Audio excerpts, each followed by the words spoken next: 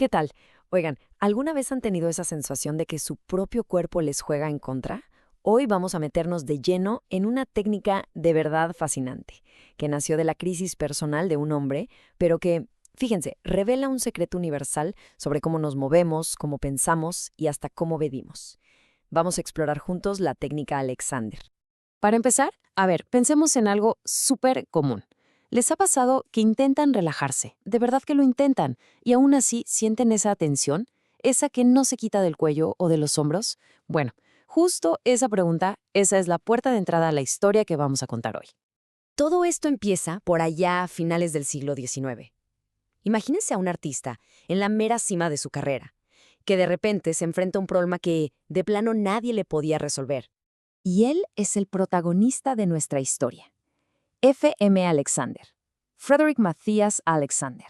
Su vida entera eran los escenarios de Australia. Era un actor súper aclamado por sus recitales de Shakespeare. Para él, su presencia y sobre todo su voz, pues eran sus herramientas de trabajo, su todo. Y ojo, porque esto es crucial. Para un actor de esa época, la voz no era nomás una parte de su trabajo, lo era todo. O sea, sin su voz se le acababa la carrera, el sustento, su pasión, todo. ¿Y entonces qué creen? Alexander empezó a tener una ronquera que no se le quitaba y que nomás aparecía cuando actuaba. Fue con los médicos y nada, no le encontraba ninguna causa física. Lo único que le decían era descanse la voz. Pero claro, eso no solucionaba el problema de fondo, para nada. Y así se vio atrapado en un ciclo de verdad desesperante. ¿Cómo era? Actuaba y la voz le fallaba. Descansaba y la voz mejoraba un poco. Volvía a actuar y ¡zas! Otra vez el mismo problema. Era obvio que descansar la voz era solo ponerle un curita a la herida, no era la solución real. Ya frustrado, sin respuestas de nadie, Alexander tomó una decisión. Si los doctores no podían ayudarlo, él mismo iba a investigar la causa de su problema. Y es justo aquí donde la historia se pone interesantísima. Su hipótesis fue súper simple, pero la verdad, brillante. Pensó, a ver, si el problema solo aparece cuando estoy recitando, entonces tiene que ser algo que yo estoy haciendo al recitar. Así que, con una paciencia de científico, se plantó frente a un espejo, dispuesto a ser su propio conejillo de Indias. Y lo que vio, bueno, lo dejó helado. Se dio cuenta de que justo en el momento en que iba a empezar a hablar, su cuerpo reaccionaba en cadena. El cuello se le tensaba, la cabeza se le iba para atrás y para abajo, y esto, a su vez, le presionaba la laringe y hasta lo hacía como jadear para tomar aire. Increíble. No era una enfermedad. El culpable era él mismo, o más bien sus hábitos. Pero aquí viene la revelación más impactante. Cuando él trataba de corregir esto a propósito, cuando sentía que estaba alargando el cuello y llevando la cabeza hacia adelante y arriba, el espejo le gritaba la verdad. Le mostraba, sin lugar a dudas, que estaba haciendo exactamente lo contrario. A este fenómeno, Alexander le puso un nombre: apreciación sensorial defectuosa. Es básicamente la idea de que nuestros hábitos están pero tan metidos en nosotros, que nuestra percepción interna, o sea, lo que sentimos que estamos haciendo, ya no es de fiar. Piénsenlo, es justo lo que pasa cuando uno está todo encorvado viendo el celular y juraría que está derecho, hasta que se ve de reojo en el reflejo de una ventana. Ups, nuestro sentir nos engaña por completo. Y claro, este descubrimiento fue la punta del iceberg. Lo llevó a entender algo mucho más profundo, no solo sobre su problema con la voz, sino sobre cómo funciona y se organiza todito el movimiento del cuerpo humano. Alexander identificó algo a lo que llamó el control primario.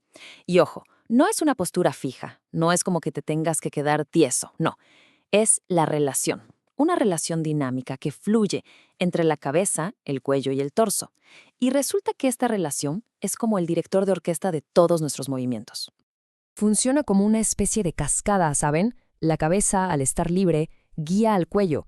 Y esa libertad entre la cabeza y el cuello permite que el torso se alargue, que se expanda, y a partir de ahí se organiza todo el resto del cuerpo para moverse de forma eficiente, sin esas tensiones que no necesitamos. Ok, muy bien. Pero, a ver, la pregunta del millón. ¿Cómo se le hace para cambiar un hábito que ni siquiera te das cuenta que tienes? Bueno, pues para eso Alexander desarrolló dos herramientas mentales que son clave.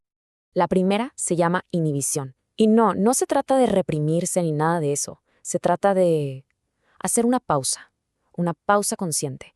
Es tomar la decisión activa de decirle no a esa reacción automática que siempre tenemos. Póngale que están sentados y se van a levantar. En lugar de pararse de golpe como siempre, la inhibición sería detenerse un segundo y decidir conscientemente, ¿ok? No lo voy a hacer de la misma forma de siempre. Y justo en esa pausa entra la segunda herramienta, la dirección. ¿Qué es esto? Es mandar, con el pensamiento, una nueva serie de instrucciones. Pero no se trata de forzar el movimiento, para nada.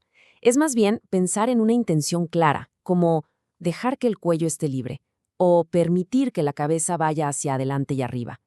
Es como darle un toquecito suave al timón de un barco en vez de ponerte a remar como loco en la dirección equivocada.